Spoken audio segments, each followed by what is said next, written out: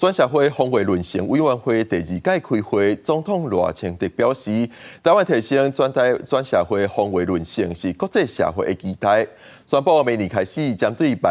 民安演习的整合，改做2025城镇论成演习。另外，总统府也头届主导岛顶的推演，要用有想定、无剧本的方式，和中央、地方甲民间共同来参与。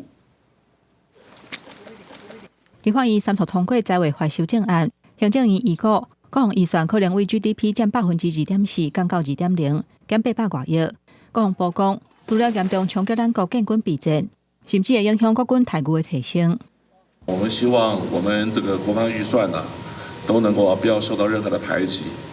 能够按照我们的这个整个的一个需求如期的获付。如果说这个国防预算没有办法按照我们的计划如期的获付的话，那当然对于这个军人的调薪的方案等等其他各方面，当然一定都会造成影响。面对中国军方的威胁，咱国嘛持续提升防卫准绳。赖清德总统就任了后，设立的专社会防卫准绳委员会2日开第2届的会议。总统致辞的时阵宣布，明年开始针对防空甲救援的办案、民安演习，重新整合做2025城镇准绳演习。将完全以不依赖国军资源的方式，参考国际最新的经验来设计，跟汉光演习能够有所区隔，而又能够相互资源呼应，验证民防、灾防体系执行保护国人行动的能力。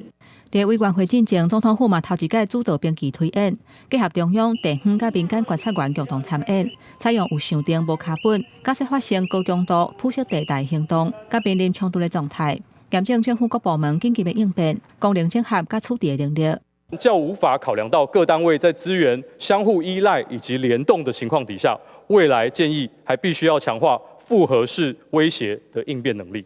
强调对人地震给信息。咱国拢会当真紧来反制，有好的灾害预防因应的机制，甲快速应变的能力。不过，演练的过程嘛，发现中央甲地方，还有各部会之间联络的机制也会加强。记者综合报道。